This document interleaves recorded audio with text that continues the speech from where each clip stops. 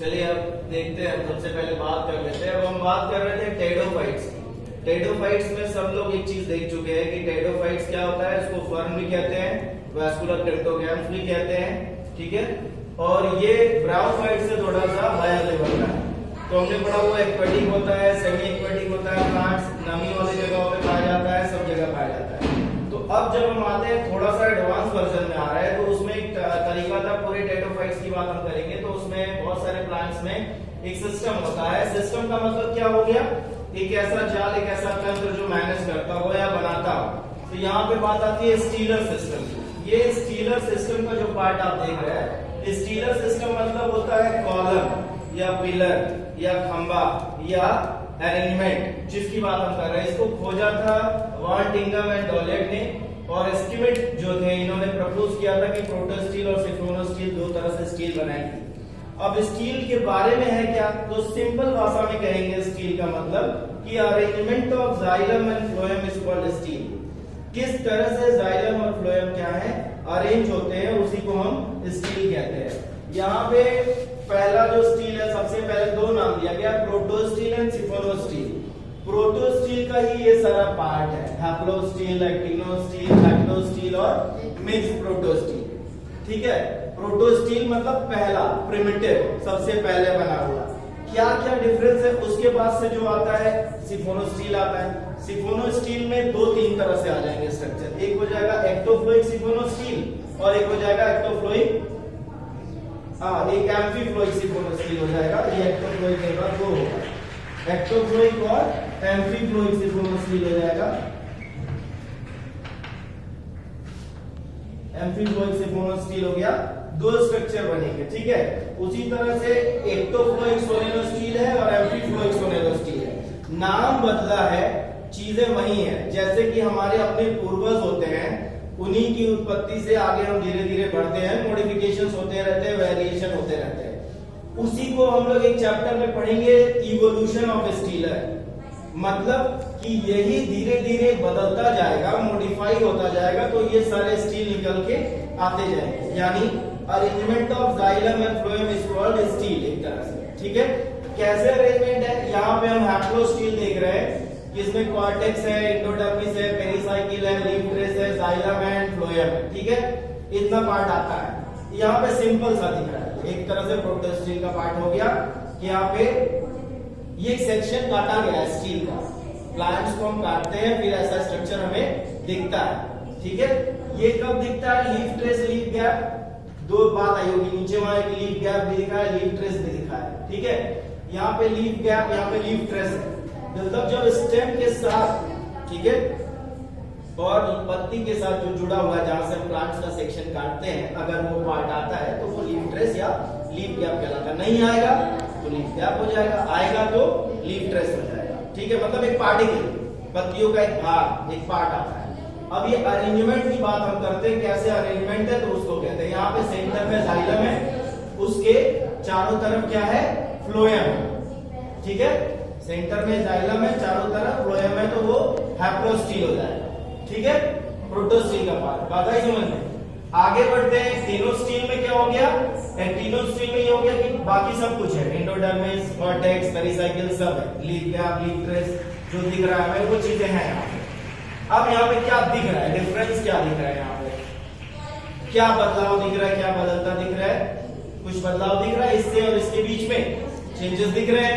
यहाँ पे पैचेस में क्या प्रेजेंट हो गया, फ्लोएम, और सेंटर में तो जाइलम है। लेकिन जो इसका स्ट्रक्चर बन रहा है, ये बन रहा है तो ये थोड़ा कैसा बना रहा है, स्टार शेप बना रहा है, ठीक है।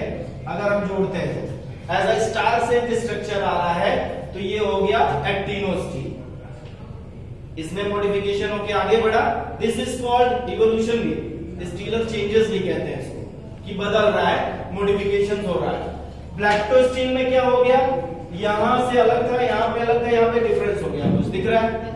यहाँ पे क्या हो गया, ब्लैक्टोस्टील में cortex, endodermis, pericycle, leaf trace, xylem, phloem सब मौजूद है। यहाँ पे कैसा दिख रहा है, वो स्टार से बैठ करके पैचेस में हो गया, पैचेस में हो गया ना, टुकड़े टुकड़े में बैठ गया, ठीक। यहाँ पे फ्लोएम सेंटर में हो गया और ये पार्ट में डिवाइड हो गया, कौन?